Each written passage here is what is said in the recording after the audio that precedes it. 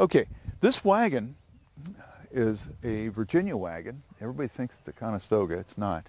It's very typical of southern wagons. This is our southern tradition of wagonry. It's a very English traditioned wagon. Okay, the German tradition, the Conestoga, for example, is a much better wagon in lots of ways. But with ours, what we do is we basically build a box and then reinforce the box and put it on wheels, whereas the German built a frame and then planked the frame. Better way of doing it. Okay, theirs have a much better turning radius than this. This is a copy of a wagon which is the Belmead plantation, which they believe was built in 1757. Okay, they let me crawl all over it. I photographed it inside and out. I went home and we built this. All right, and so it's a fair copy of the kind of thing that would be used down here right on up to Civil War. This would have been the most common wagon to have seen on like the Santa Fe Trail. Okay, but in truth, it's a medieval wagon that's been transported here, built here. Okay, later on they get a whole lot better. All right, so what you're seeing is the technology of the late 18th century. Okay, almost all the ironwork in here is crude but effective. There is not as much metal on this as there would be on a Conestoga wagon. This metal was extremely expensive.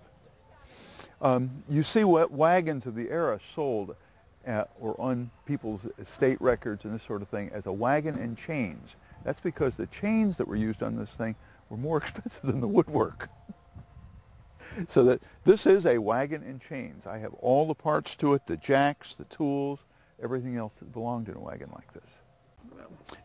Brakes like we know today really weren't in use on a wagon, a freight wagon like this. Instead what you've got is what they call a hip chain, drop chain, or a chain brake. And this hooks on to your wheel like this and stops it from rolling. Okay, so that's your braking system. As we move towards the front of the wagon, it carried all of its tools, self-contained, so that the axe is out where you can get to it. Their ironwork was really very, very simple by comparison with later wagons. It's next to nothing. All right. Now, a wagon like this, of course, is going to be pulled by 4 to 6 oxen, and the driver is going to walk usually near the middle of his team on the far side. He doesn't ride. He's strictly walking with his animals.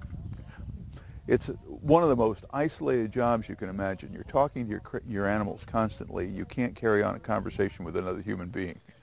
It's a lonely, lonely job. But this is the semi of the late 18th, early 19th century.